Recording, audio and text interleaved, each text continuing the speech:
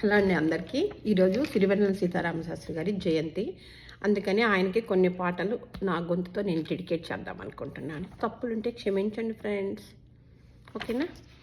సరస స్వర సుర చరీ గమనమవు సామవేద సారమిది.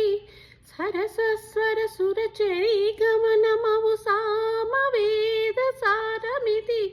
నీ పాడిన జీవన గీతం ఈ గీతం. విరంచినై విరచించి తిని ఈ కవనం. విపంచినై వినిపించి తిని ఈ గాతం. ఈ సాంగ్తోనే సిరివెన్నెల ఇంటి పేరుగా వచ్చేసింది. ఈ సాంగ్ సిరివెన్నెల సినిమాలోది. అండ్ మనకి వెంటనే గుర్తొచ్చేది ఏంటంటే, నా మ్యారేజ్ అప్పుడైతే మనసున ఉన్నది చెప్పాలనున్నది మాటలు రావి ఎలా. మాటున ఉన్నది ఓ మంచి సంగతి బయటికి రాదే ఇలా.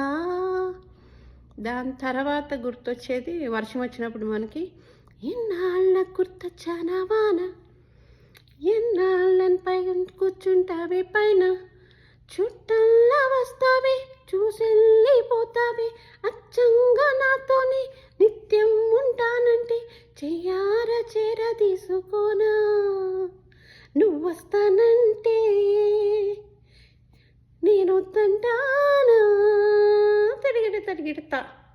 దాని తర్వాత ఇక్కడికి వచ్చిన తర్వాత అమ్మని మిస్ అయ్యేటప్పుడు, అమ్మాని పిలిచే తొలి పలుకులు జ్ఞాపకమే, రామ్మాని అమ్మే లాలించిన జ్ఞాపకమే, అమ్మ కళ్ళలో అప్పుడప్పుడు చెమరింతలు జ్ఞాపకమే, అమ్మ చీరని చుట్టే పాప జ్ఞాపకం, అమ్మ నవ్వితే వచ్చే సిగ్గు జ్ఞాపకం, ఏదో ఒక రాగం పిలిచింది వేళ, నాలోని దురించి గతమంతా కదిలేలా.